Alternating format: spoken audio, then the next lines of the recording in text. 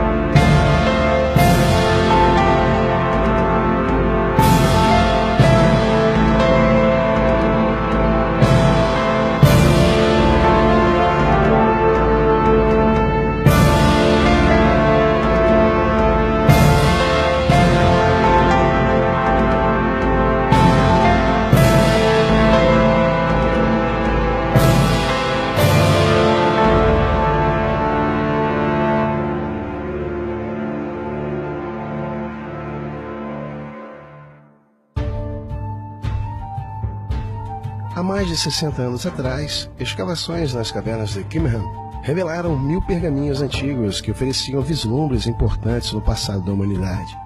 Os arqueólogos ficaram perplexos ao encontrar um texto em comum entre estes, um pergaminho que oferecia pistas sobre o desaparecimento dos Nephilims. Ele é chamado de O Livro dos Gigantes. A Bíblia faz várias referências aos Nephilims, e a maioria delas pode ser encontrada no livro de Gênesis. Porém, uma maior parte das informações relativas a estes gigantes estão contidas no livro apócrifo de Enoque. Este antigo trabalho religioso judaico é atribuído ao bisavô de Noé, embora alguns estudiosos datem parte deles em torno de 300 a.C. Enoque é um personagem no mínimo intrigante. O livro de Gênesis nos diz que ele viveu na Terra por 365 anos, antes de ser levado por Deus. Ele andou com Deus e não foi mais visto na Terra, porque Deus o levou para si.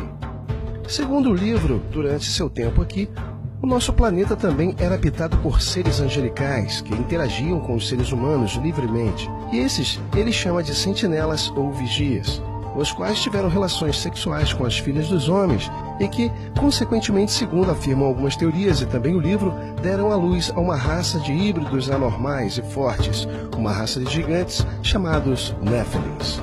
A origem da palavra Nephilim não é totalmente compreendida, mas estudiosos propuseram várias etimologias, como aqueles que caíram do céu, os caídos, apóstatas ou, independentemente de seu nome, os Nephilims sempre foram sinônimos de gigantes, portanto, a atribuição deste nome está sempre relacionada aos gigantes. Lembrando, é claro, que Zacarias Sitchin, um dos maiores conhecedores da língua suméria e hebraica de nosso tempo, deixou em evidência que o termo Nephil está mais associado ao significado de aqueles que caíram, sendo uma referência clara aos vigilantes ou anjos caídos.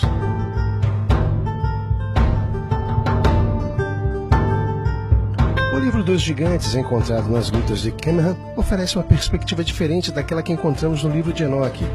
Embora incompleto, os fragmentos pintam um quadro sombrio. Ele nos diz que os Nephilims teriam tomado ciência de que, como resultado de suas formas violentas e desviantes, teriam de enfrentar a iminente destruição por parte de Deus.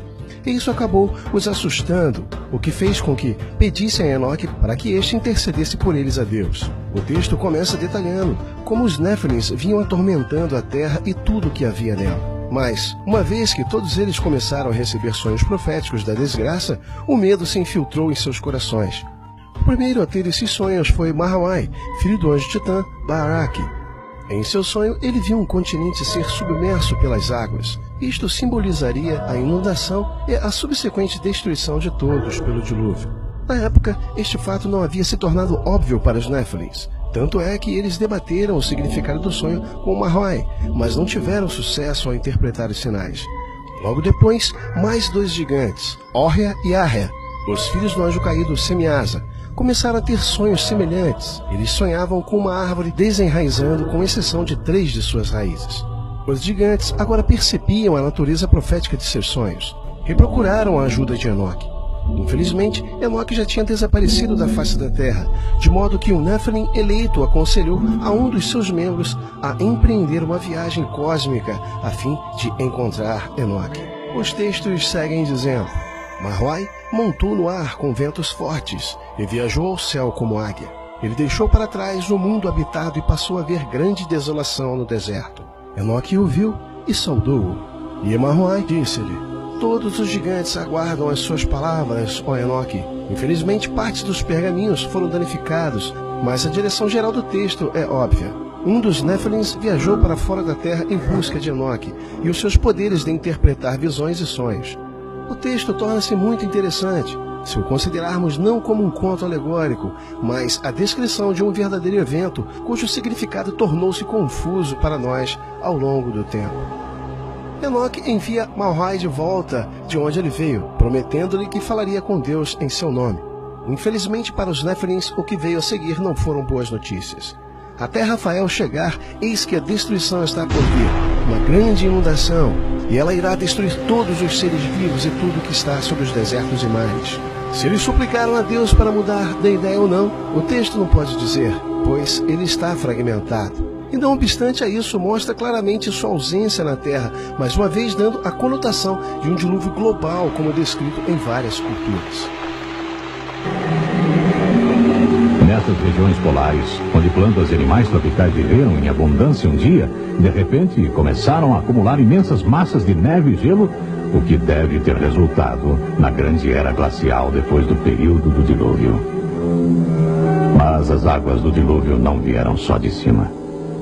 Até ainda mais espetacular, reservatórios de água subterrâneos cuspiram água para fora.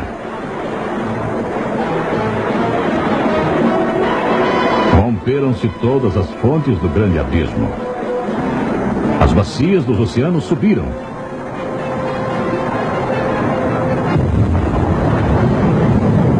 Havia enormes explosões expelindo vapores e rochas derretidas.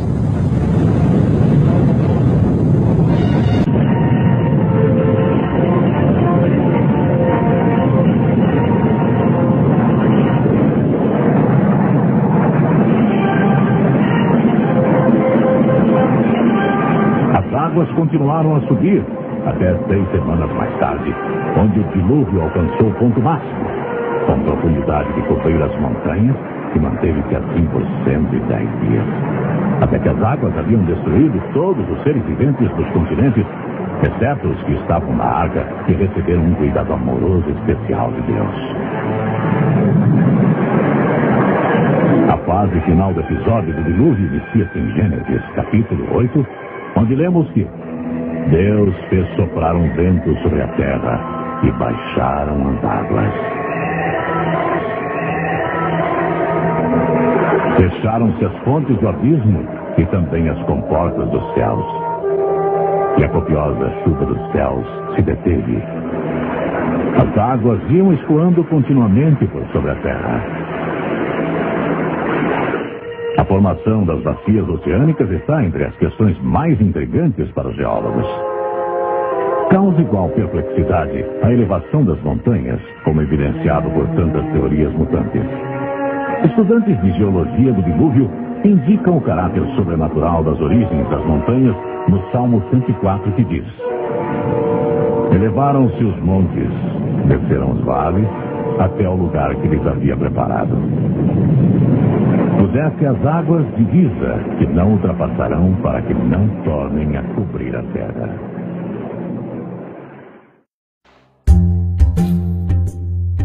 Na primavera de 1947, um pastor árabe deixou cair um objeto acidentalmente por uma fenda próximo das ruínas de Qumran. Ao descer para recuperar o artefato, o pastor ficou surpreso ao perceber que haviam 20 vasos naquela cama. Ao cair em cima, a arma quebrou um dos vasos. Ele notou que dentro havia uma bolsa de couro revestido como uma espécie de pinche, e dentro haviam vários pergaminhos.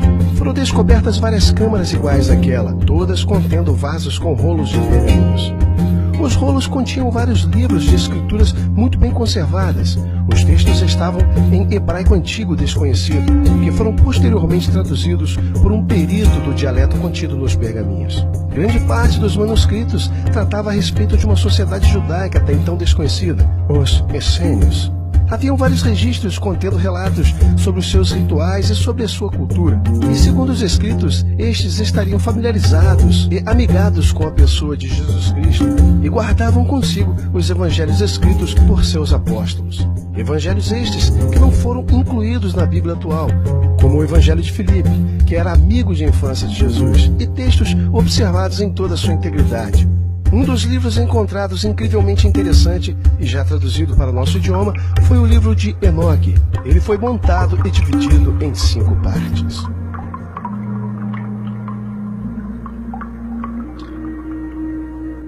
E aconteceu depois que os filhos dos homens se multiplicaram naqueles dias, nasceram-lhe filhas elegantes e belas. E quando os anjos, os filhos dos céus, viram-nas, enamoraram-se delas, dizendo uns para os outros: Vinde, selecionemos para nós mesmos esposas da progênie dos homens, e geremos filhos. Então seu líder, Samiasa, disse-lhes: Eu temo que talvez possais dispor-vos na realização deste empreendimento, e que só eu sofrerei por tal grave crime.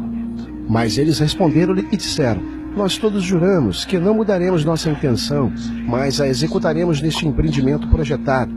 E assim amarraram-se por mútuo juramento.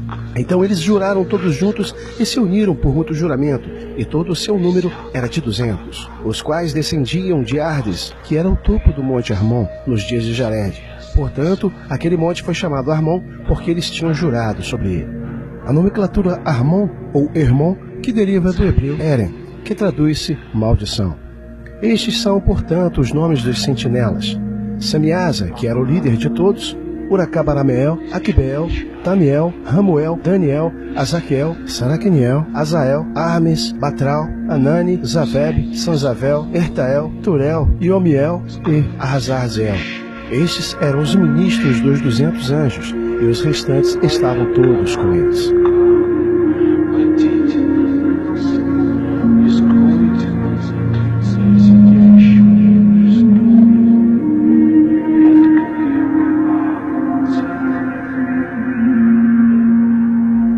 O termo Nefilim é citado especificamente por 2 vezes na Bíblia, em Gênesis 6:4 e Números 13:33, porém é aludido frequentemente. A Bíblia nos dá a narrativa de que os Nefilins eram uma raça de violentos gigantes que viviam no mundo pré-diluviano, convivendo com os seres humanos. A maioria crê que eles foram um cruzamento de humanos com os anjos caídos, ou demônios, que seriam aqueles que desceram dos céus, os famosos sentinelas do livro de Enoque. De qualquer forma, o envolvimento desses seres é sempre mencionado, como no caso dos Rafins, onde as suas batalhas entre humanos sempre foram claramente citadas. A história mais conhecida é a do rei Og de Bazan, morto com seu exército quando seu reino foi invadido e saqueado. Os sobreviventes, homens, mulheres e crianças, foram dizimados e eliminados pela mais poderosa força Nefilim da terra. Alguns descendentes desta raça de gigantes continuaram a batalhar contra os israelitas, perdendo gradativamente sua força e desaparecendo por completo. Uma tribo muito conhecida, os Anaquins, aliou-se aos filisteus. Foi justamente de lá que surgiu o famoso gigante Golias, um dos últimos descendentes dos Nefilins. A Bíblia descreve Golias com quase 4 metros de altura, porém, ela é pequena se comparada com a cama do rei Og de Bazan, que, segundo o livro de Deuteronômio, tinha mais de 4 metros de comprimento. Isso é basicamente o gigante chinês Wei Yongming sentado nos ombros do jogador de basquete americano Shaquille O'Neal.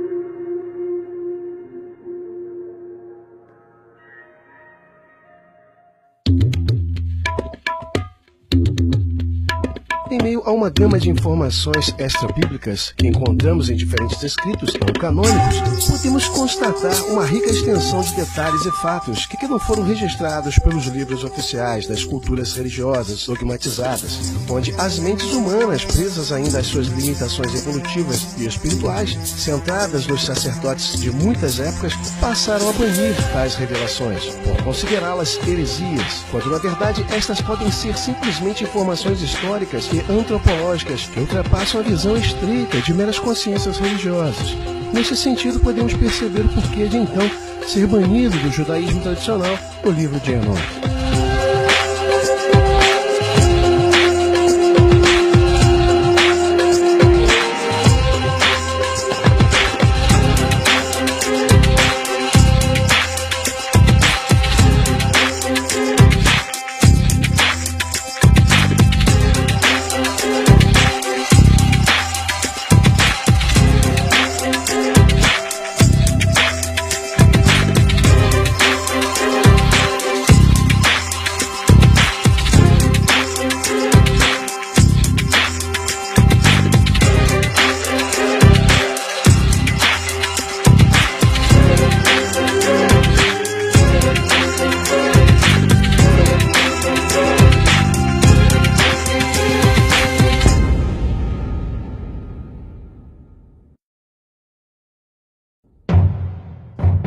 Gigantes.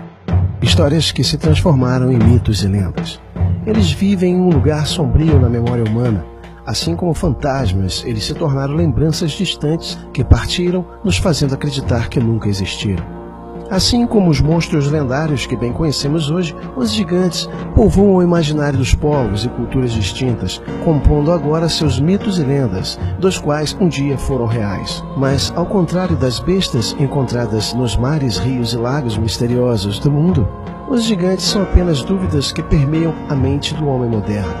As antigas histórias de gigantes da antiguidade aos poucos têm se tornado memórias quase apagadas pelo tempo, dando lugar a contos de fadas míticos de uma realidade tida hoje como fábula. A crença humana do que é real ou imaginário tem se limitado a uma ciência experimental. Assim, conhecimentos preciosos de uma era esquecida, corroborados de vestígios espalhados pelo mundo, estão desaparecendo rapidamente, seguindo novamente para o reino inferior dos mitos. Mas bem sabemos que nem sempre foi assim. Referências importantes tanto da Bíblia como em vários textos de culturas distintas fazem menção de um longínquo tempo da história da humanidade em que os gigantes caminharam sobre a Terra. Um tempo em que a crença nesses gigantes era tão intensa como nos anjos, mas hoje a crença no sobrenatural e coisas incomuns, como aquelas que não conseguimos explicar, se tornaram cada vez mais atacadas pela febre do racionalismo da era moderna, da ciência toda poderosa e absoluta, que teve início no Renascimento, na era das luzes do conhecimento. Seriam essas luzes de fato? Seria este o verdadeiro conhecimento? Ironicamente, parece que agora cabe a estes seres misteriosos serem redescobertos pela própria ciência, a arqui-inimiga do mito, pois só ela pode ressuscitar os gigantes da antiguidade, cuja existência a mesma tem procurado apagar em vão da memória da humanidade, ocultando todos os vestígios que provam que um dia esses mesmos gigantes estiveram aqui e caminharam lado a lado com a humanidade.